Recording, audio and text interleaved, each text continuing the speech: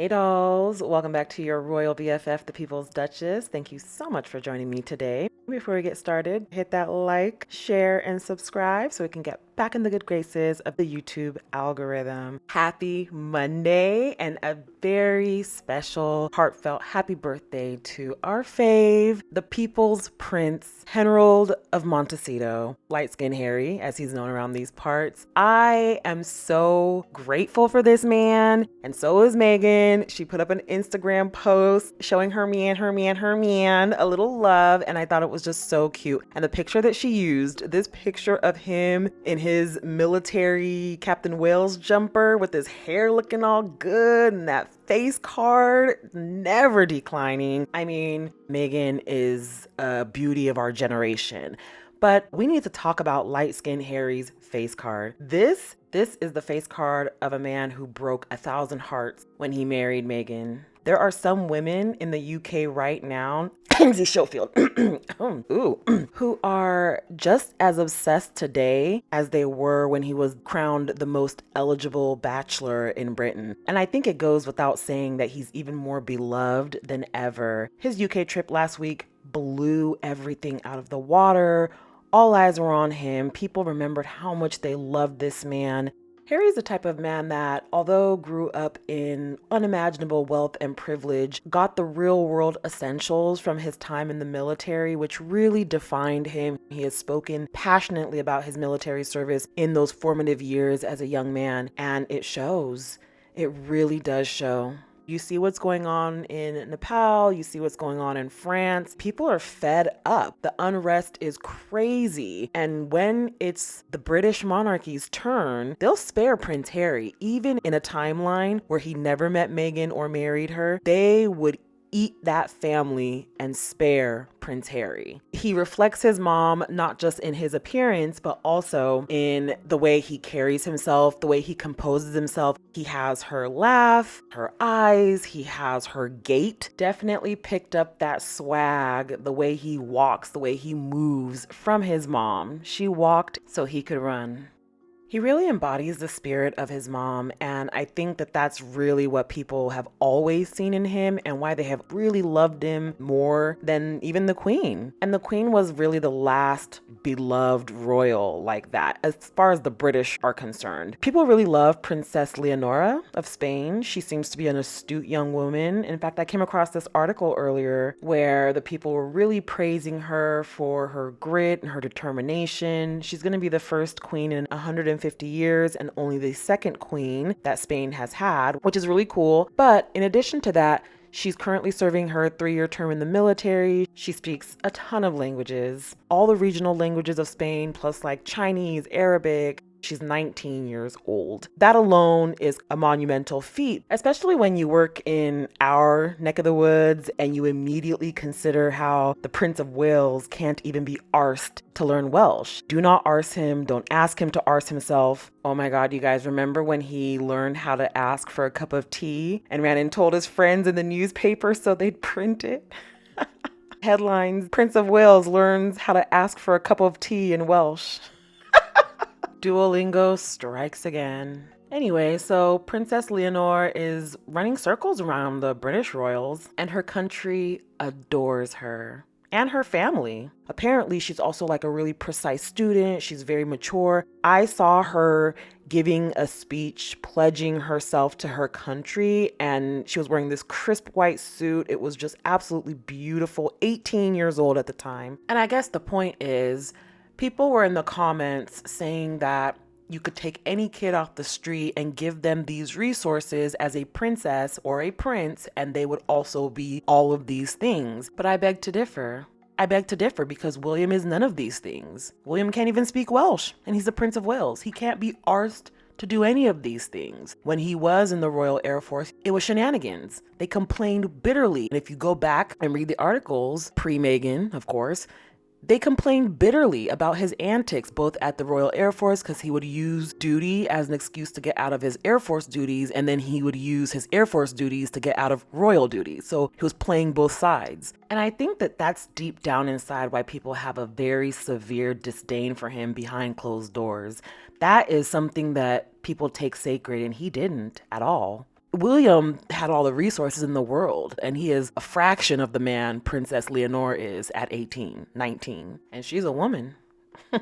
And to that point, yeah, people think that if you're born into royalty, you just get everything handed to you and your life is set, but that's not always the case. Sure, you have riches and sure, you have notoriety, but your life can be just as miserable as anyone else. Just look at Harry's family without him and Meghan. Miserable. And you can also be just a horrible person. Royalty doesn't preclude you from being terrible. Just look at the Queen of Norway's son. He's facing some very serious charges that he can't get out of because he's not a blood prince. They can't protect him in that way. Prince Harry is the kind of man that you want to marry, that you can't wait to marry, you can't wait to spend your life with because of how beautiful he is, both inside and out.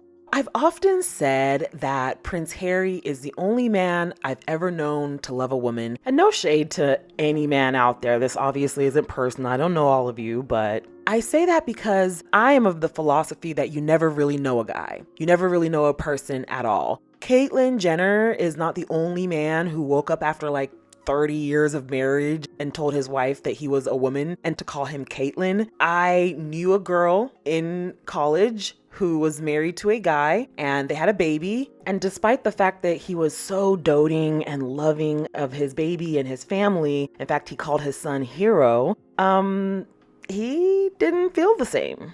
And several years afterwards, he came home with a man.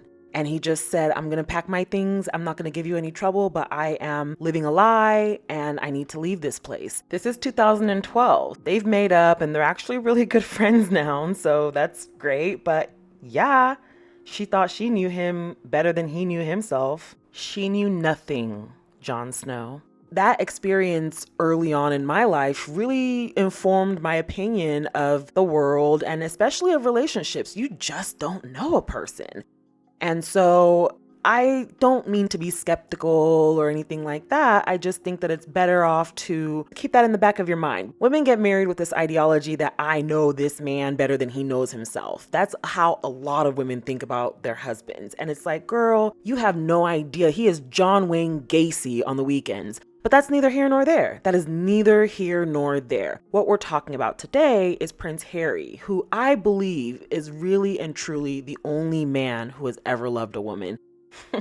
Obviously, this is satire. I'm joking. Clearly, a lot of you guys are in really great marriages, and I applaud that. All I'm saying is, show me a man who's ever given up a kingdom, and then we'll talk. Prince Harry has really always put his money where his mouth is. He's always walked the walk, talked the talk, a man of integrity. The fact that he called Meghan before he went to Ukraine to get her permission and he wanted us to know that. Yeah, because he's the only man to have ever loved a woman. I'm not saying that other husbands haven't asked their wives permission to go or do something, but they're usually pretty mum about the whole thing. They generally don't want anyone to know, especially their friends. There's something about having to answer to your wife that popular masculinity, traditional presentation of masculinity discourages. But Harry makes sure to show his wife the love and the respect privately and publicly. And that really grinds some people's gears. I mean, men don't want to see other men loving a woman because then their woman will expect the same.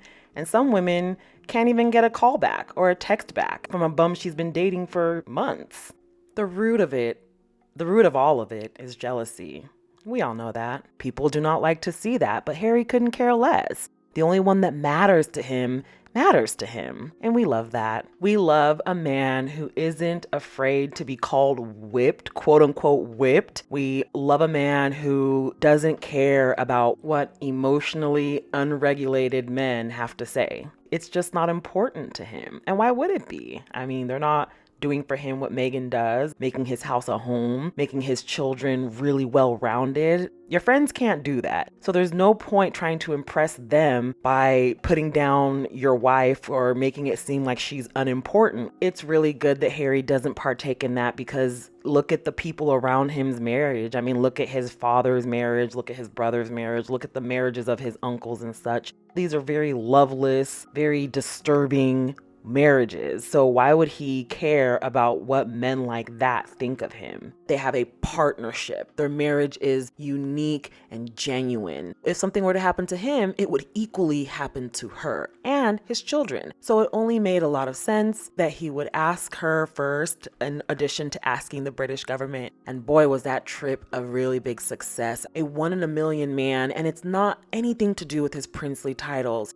This man was supposed to be like his brother by now. He was supposed to be like his father by now. He was supposed to be like all of his uncles by now, rotted from the inside out. And somehow, despite monumental odds, despite all of the colonialism and imperialistic ideology he was raised with, he found humanity and chose humanity over the crown. And we respect that. Thank you so much for being the man that you are. Thank you for continuing to do the work that you do, continuing your mother's legacy so beautifully. I am looking forward to seeing some birthday pictures, hopefully, on Megan's Instagram. I can't wait to see what kind of cake she whips up. I can't wait to see what kind of fun activities with your family.